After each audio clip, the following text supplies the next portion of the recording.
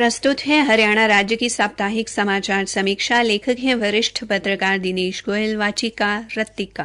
विकासशील देशों के सामने आने वाली मुख्य समस्याओं में से एक बेरोजगारी है। यह देश के आर्थिक विकास में खड़ी प्रमुख बाधाओं में से एक है। इस समस्या को खत्म करने के लिए केंद्र और राज्य सरकार द्वारा प्रभावी कदम उठाए जा रहे हैं। हरियाणा उन राज्यों की श्रेणी में शामिल है जहां पर बेरोजगारी को काफी हद तक दूर किया गया है।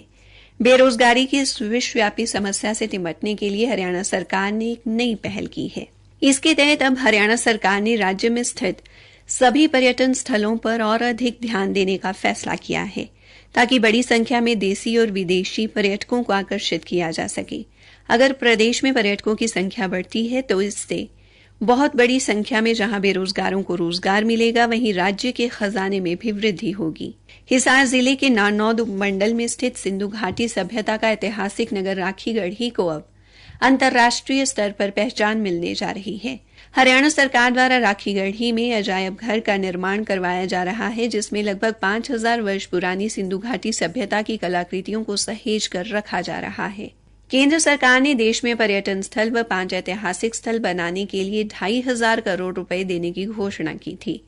इन 5 स्थलों में राखीगढ़ी को भी शामिल किया गया है। हरियाणा सरकार भी यहां 32 करोड़ रुपए की लागत से अत्याधुनिक संग्रहालय बना रही है। इसमें विश्राम गृह, छात्रावास और कैफे का निर्माण किया जा रहा है। हरियाणा सरकार ने साहसिक खेलों के शौकीन पर्यटकों के लिए मोरनी हिल्स में विभिन्न साहसिक खेलों की शुरुआत की है। पर्यटन को बढ़ावा देने के लिए हरियाणा सरकार ने मोरनी हिल्स में एक एडवेंचर पार्क का निर्माण किया है, जहां पर पर्यटक विभिन्न रोमांचक गतिविधियों का हिस्सा बन सकते हैं। यहां आने वाले पर्यटक जिम्पलिंग, बर्मा ब्रिज और नेट क्लाइंबिंग जैसे साहसिक कार्यों का आनंद ले सकते हैं। यहां आने वाले पर्यटकों में बड़ी संख्या में बच्चे व महिलाएं शामिल हैं। हरियाणा सरकार द्वारा धार्मिक पर्यटकों को आकर्षित करने के लिए कुरुक्षेत्र में भगवान श्री कृष्ण के विराट स्वरूप की 40 फुट ऊंची और 35 टन वजनी मूर्ति की स्थापना की गई है। इस मूर्ति पर लगभग 13 करोड़ 63 लाख रुपए खर्च हुए हैं। मुख्यमंत्री मनोहर लाल ने कहा कि भगवान श्री कृष्ण को जानने के लिए लोग मथुरा, वृंदावन जाते हैं, लेकिन अब उन्हें भगवान श्री कृष्ण को जानने के लिए कुरुक्षेत्र आना चाहिए। उन्होंने कहा कि प्रतिमा सहित पूरे परिसर पर 200 करोड़ रुपए खर्च आएगा। महाभारत की थीम पर विश्व स्तरीय संग्रहालय भी बनाया जाएगा। जब वो बनेगा तो देश और दुनिया के लिए संदेश होगा। स्वदेश दर्शन योजना पूरे देश के लिए बनेगी। गीता स्थली ज्योतिसर में 205 करोड़ रुपए की लागत से महाभारत थीम पर आधारित ज्योतिसर अनुभव केंद्र का निर्माण किया जाएगा।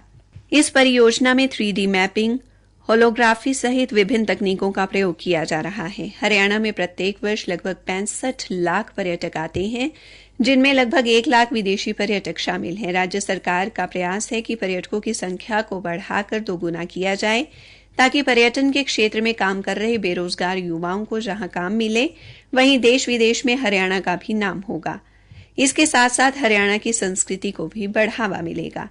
हरियाणा सांस्कृतिक और धार्मिक दृष्टि से समृद्ध होने के बावजूद प्राकृतिक दृष्टि से पर्यटन स्थलों का हमेशा अभाव रहा है, लेकिन इसके बावजूद यहां ऐसे पर्यटक स्थलों का विस्तार किया गया है, जिसके कारण हरियाणा देश के पर्यटन मानचित्रण पर अपनी जगह बनाने में कामयाब रहा है।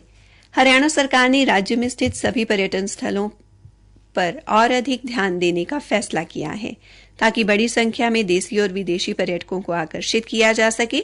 अगर प्रदेश में पर्यटकों की संख्या बढ़ती है तो उससे बहुत बड़ी संख्या में जहां लोगों को रोजगार मिलेगा, वहीं राज्य के खजाने में भी वृद्धि होगी।